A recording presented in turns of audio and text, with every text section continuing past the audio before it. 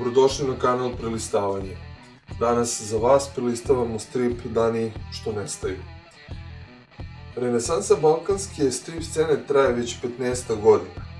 Jedna od najvažnijih, ali i najsadržajnijih edicija, kako u kvalitativnom, tako i u kvantitativnom pogledu, jeste Fibrina kolorka.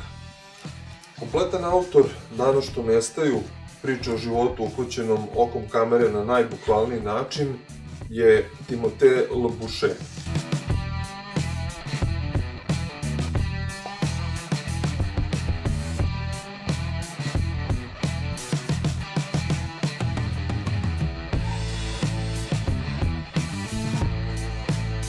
Reč je o mladom francuskom strip umetniku koji samo što je prevalio 30.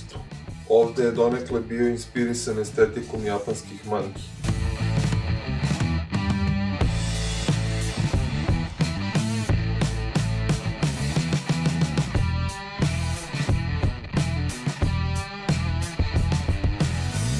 Dani su njegovo vatreno krštenje pred balkanskim čitaocima. Radi se o grafičkom romanu.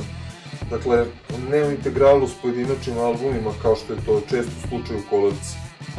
Ovo delo ima 192 strane i u knjizi je standardnih dimenzija 21,5 puta 28 cm i u tvrdom povezu.